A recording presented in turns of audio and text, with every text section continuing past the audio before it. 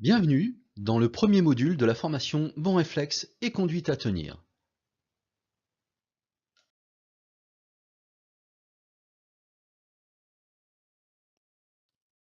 L'objectif de la formation Bons réflexes et conduite à tenir sera d'adapter la conduite auprès des nourrissons et des jeunes enfants en fonction des problèmes médicaux les plus courants rencontrés et d'identifier les principaux signes qui nécessiteront un avis médical et enfin adapter le recours au service d'urgence en fonction du degré de gravité qui sera observé.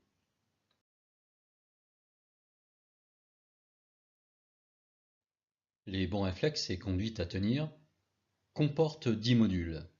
Ils permettent d'appréhender les gestes à mettre en œuvre lors de diverses situations, comme les vomissements ou diarrhées, les cas de fièvre, les troubles de la conscience, etc.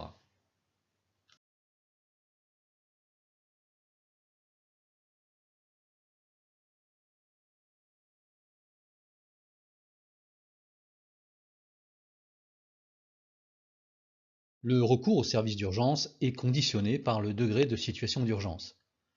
L'appel au 15, le SAMU, le service d'aide médicalisée d'urgence, reçoit les appels, les hiérarchise dans l'échelle de l'urgence et déclenche les secours. Mais il peut aussi donner des conseils, y compris sur des questions pédiatriques. Le SMUR, le service médicalisé d'urgence et de réanimation, contient quant à lui tout le matériel nécessaire aux interventions d'urgence. Le service médicalisé d'urgence et de réanimation intervient sur les détresses vitales. Il existe 3 types d'urgences vitales qui sont définis de la manière suivante. Tout d'abord sur le plan neurologique, ensuite sur le plan respiratoire et enfin sur le plan circulatoire.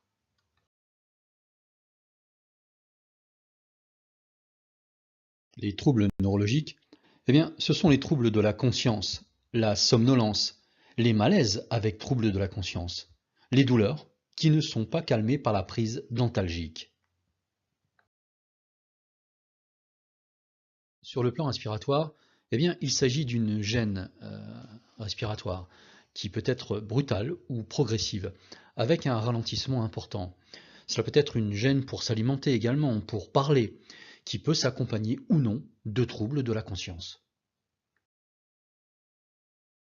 Sur le plan circulatoire, il s'agit peut-être d'une coloration inhabituelle de la peau, une pâleur soudaine, un saignement abondant, une déshydratation possible ou un arrêt cardio-respiratoire.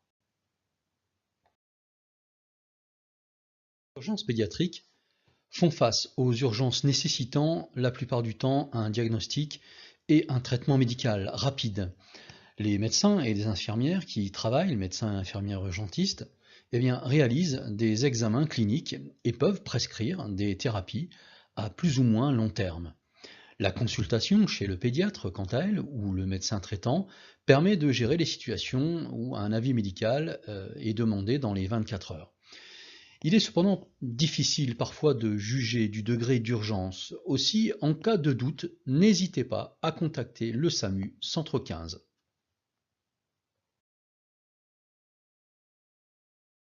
À vous de déterminer à présent si les affirmations suivantes sont vraies ou fausses. En cas d'urgence vitale, l'on peut composer le 15 ou le 112 sur tout le territoire français. Sont considérés comme urgence vitale les troubles neurologiques, respiratoires et circulatoires. La pâleur de la peau peut être l'indice d'un problème circulatoire.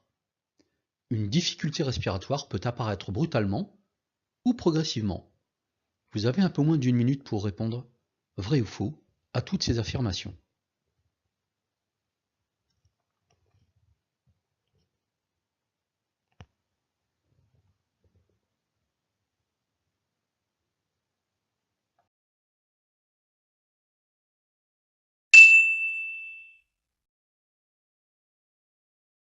Qu'en dites-vous? Eh bien, toutes ces affirmations sont vraies. Voici les 3 points clés de ce module. Le type de recours médical est conditionné par le degré d'urgence. Les troubles neurologiques, respiratoires et circulatoires sont considérés comme des urgences vitales. Et enfin, le numéro d'appel d'urgence, le 15, SAMU, centre 15.